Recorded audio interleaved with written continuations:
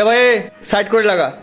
Madam নমস্কার madam, শুভ জন্মদিন, অনেক অনেক শুভেচ্ছা আপনাকে। Thank you. আচ্ছা শোনো, কিছুক্ষণ বাদে কেক দেওয়া হবে, তুমি কেকটা খেয়ে নিও। মেম সাহেব, আপনি যদি কিছু মনে না করেন, আপনি 1 মিনিট এখানে দাঁড়ান, আমি আপনার জন্য কিছু এনেছি। ওকে।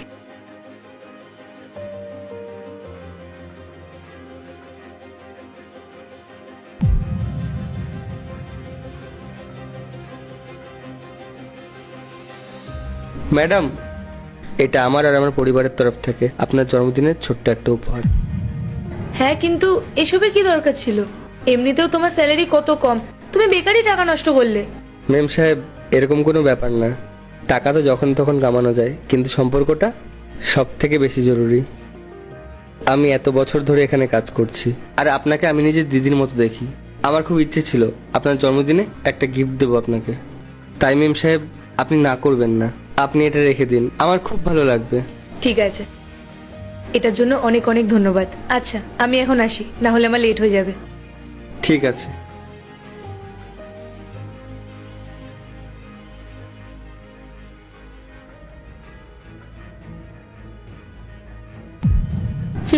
ও নাকি আমাকে গিফট দেবে, আবার আমাকে নাকি দিদি ভাবে।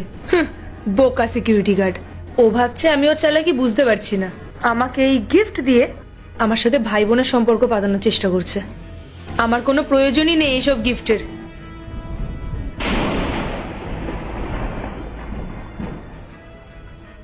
হে ভগবান, আমি শুধু এটাই চাই, গিফটটা যাতে মেম সাহেবের পছন্দ হয়।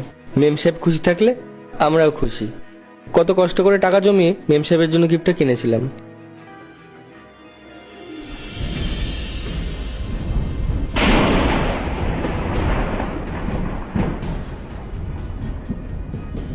এটা তো সেই গিফটটাই যেটা আমি মেম সাহেবকে দিয়েছিলাম, কিন্তু এটা এখানে কেন পড়ে আছে?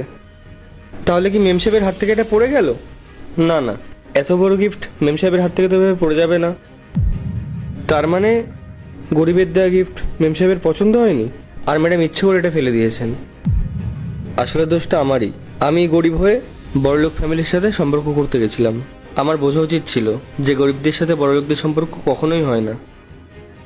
এই ভুল আমি আর কখনো করব না, কখনো না।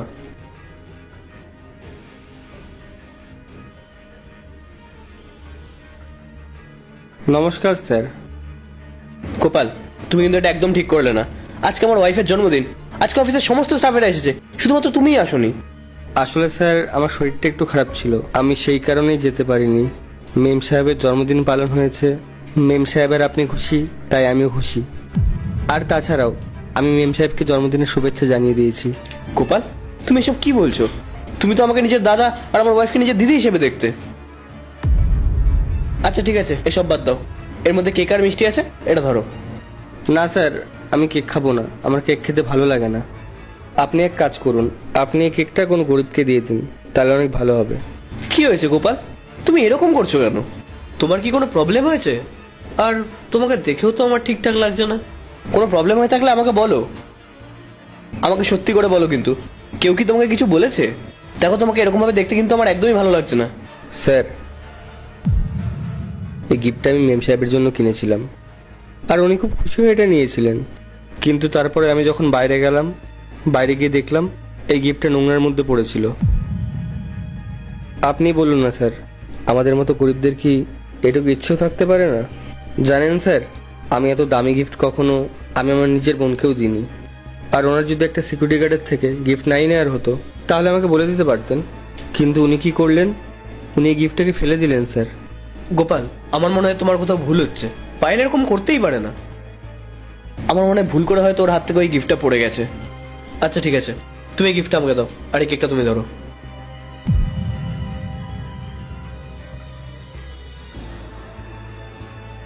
এ নাও, এই ঘড়িটা তুমি পড়ো। কিন্তু স্যার, আমি আপনার ঘড়ি কেন পরবো? তুমি আমাকে তোমার দাদা হিসেবে দেখো তো। আমি তোমাকে বলছি, এ নাও ধরো, এটা পড়ো। স্যার, এত দামি গিফট আমি নিতে পারবো না।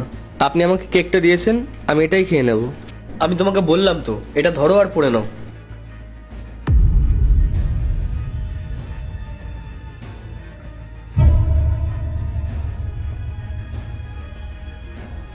আর গোপাল, তোমাকে আমার জন্য একটা কাজ করতে হবে। তুমি এই ঘড়িটা পরে থাকবে, তোমার দিদি মানে আমার ওয়াইফ যখন এখান দিয়ে যাবে, তুমি এই ঘড়িটা ওকে দেখাবে আর ওর সামনে শো অফ করবে, বুঝতে পেরেছো? আচ্ছা স্যার। তুমি চিন্তা করো না, এই গিফটটা তোমার দিদির খুব পছন্দ হবে। ইনফ্যাক্ট এটা ওর বার্থডের বেস্ট গিফট হবে। ধন্যবাদ স্যার। স্যার এগুলো কি করছে? আমি তো কিছুই বুঝতে পারছি না। নমস্কার ম্যাম। এই ঘড়িটা তো রাহুলকে আমি গিফট করেছিলাম, কিন্তু এটা গোপালের হাতে কি করছে তাহলে?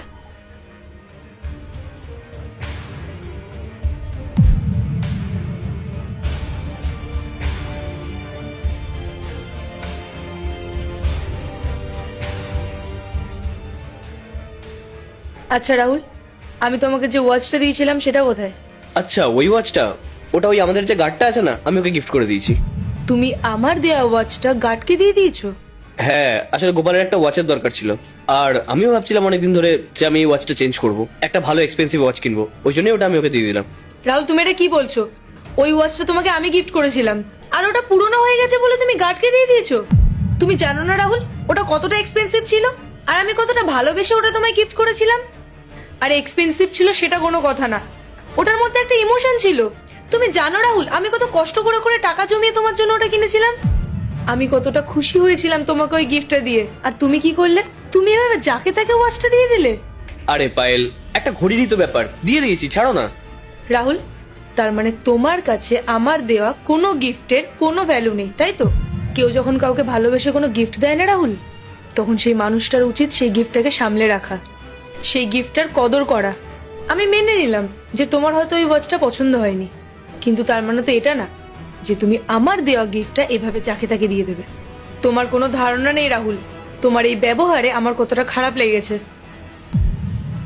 তুমি যখন এত কিছুই বোঝো যে কিভাবে কারোর গিফটের কদর করতে হয়, তাহলে এই গিফটটা রাস্তায় নোংরার মধ্যে ফেলে দিয়েছিলে কেন? এই গিফটটা তোমাকে গোপাল দিয়েছিল না? তুমি জানো গোপাল কত খুশি হয়ে তোমাকে এই গিফটটা দিয়েছিল? ও কত কষ্ট করে একটু একটু করে টাকা জমিয়ে তোমার জন্য এই গিফটটা নিয়ে এসেছিল, আর তুমি তুমি এই গিফটটা রাস্তায় ফেলে দিলে। একবার ভেবে দেখো তো পায়েল, ও যখন আমাকে এই কথাগুলো বলছিল তখন ওর কতটা খারাপ লাগছিল, আর এই একই জিনিস যখন তোমার সাথে ঘটছে তখন তোমার মনে পড়ে গেল যে কিভাবে একটা গিফটের কদর করতে হয়। হ্যাঁ, যখন তুমি এই গিফটটা ফেলে দিচ্ছিলে তখন তোমার এটা একবারের জন্য মনে হয়নি আজকে একটা গরিব মানুষ এত কষ্ট করে তোমাকে এই গিফটটা এনে দিয়েছে, আর এই সেম জিনিসটা যদি তোমার কোনো রিলেটিভ তোমাকে এনে দিত তখন তো তুমি সেটাকে যত্ন করে রেখে দিতে। ঠিক আছে রাহুল, আমি তোমার কথা বুঝতে পারছি, আমার উচিত হয়নি এইভাবে এই গিফটটা ফেলে দেওয়া, কিন্তু রাহুল ও আর আমি কি সমান? আরে ওর সাথে তো আমার কোনো সম্পর্ক নেই, কিন্তু তুমি তো আমার হাজবেন্ড, তুমি এটা কেন বুঝতে চাইছো না? আর রাহুল, তুমি না ওদের মতো সিকিউরিটি গার্ডদেরকে চেনো না, ওরা আমাদেরকে এই সামান্য গিফট দিয়ে আমাদের মতো বড় লোকদেরকে ইমপ্রেস করার চেষ্টা করে, যাতে আমরা ওদেরকে আরো এক্সপেন্সিভ গিফট দিই।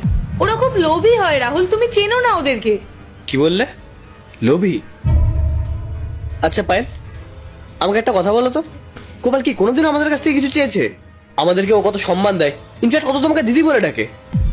পায়েল, সবার চিন্তা ভাবনা না সমান হয় না, কিছু কিছু মানুষ না সত্যিই খুব ভালো হয়। পায়েল, আমি তোমাকে বলবো প্রত্যেকটা সম্পর্ককে সম্মান দেওয়া উচিত, কারণ এই পৃথিবীতে না সম্পর্কের থেকে বড় কিছু হয় না। রাহুল, আমাকে ক্ষমা করে দাও, আমি সত্যিই খুব অহংকারী হয়ে গেছিলাম, আর আমি ওই সিকিউরিটির কাছে ক্ষমা চেয়ে নেব। তুমিও প্লিজ আমায় ক্ষমা করে দাও। ঠিক আছে পায়েল।